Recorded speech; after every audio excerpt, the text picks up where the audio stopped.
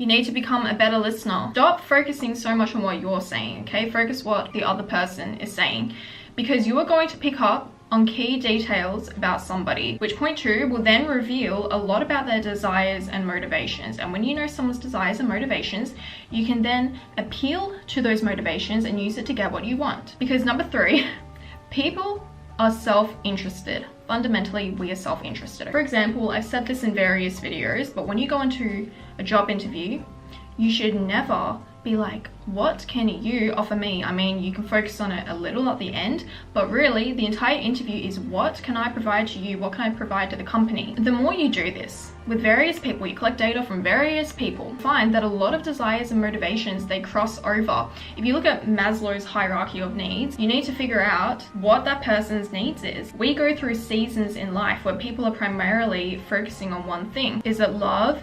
Is it money, for example?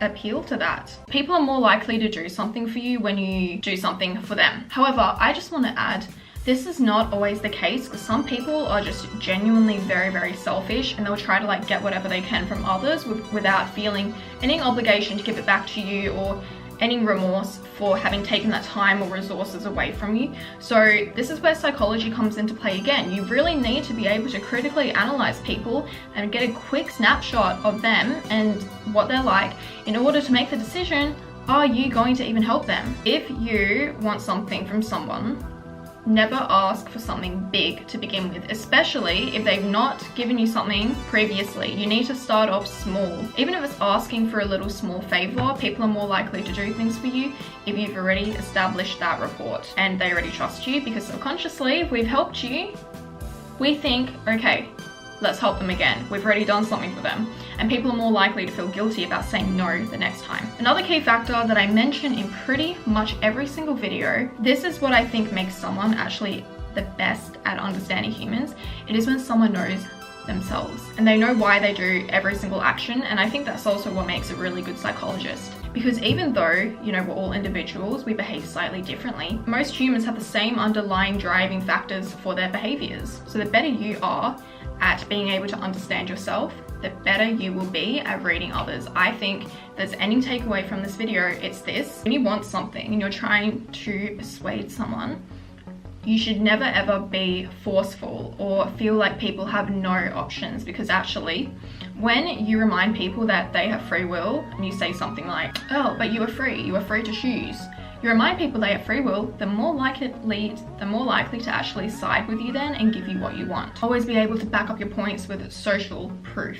So even if you say something like, oh, but everyone does this, people are more likely to believe you then. People would rather be a part of the everyone, they don't want to be the lone wolf. And then next, if you want people to agree, use an authority figure in your explanation. Another point I would like to add is always remain calm.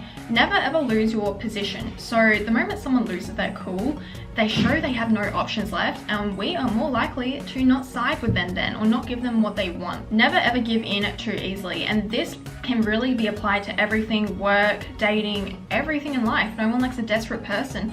You never want to show all your cards, okay? Additionally, I'll add that the harder somebody works with something, the more likely they are to put that on a pedestal and say that it's very valuable.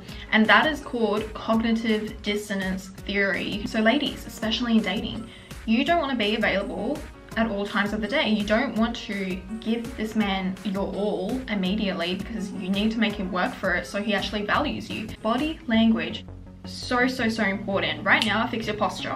I always get compliments on my posture. In real life, people are like, your posture is so good. You are so confident. Perhaps I'm confident, or is it my posture doing a lot of the work?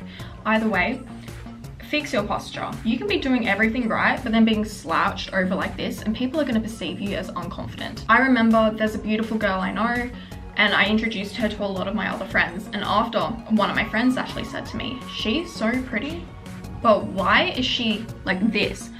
Because she's so unconfident. Also, attractiveness is not directly correlated to physical looks all the time, because you can be beautiful, handsome, and not have an attractive aura or appeal to you or lack confidence, and you're not going to be perceived as attractive. Last point, this is actually a hack, but use we when talking. We will put the other person in the mindset that they've already made that deal with you, or they've already given you what you want. For example, you're trying to convince your friend to go on holiday. Imagine if we were here, we are drinking pina coladas on the beach in Hawaii. I don't know. Also be careful when using this, because if someone is smart, they'll know what you're doing. Psychology tricks will always work. They always have the effect.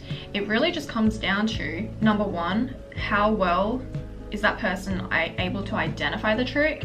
It's still going to work, but then that leads into two, are they able to override their brain? And I think a perfect example of this is attachment.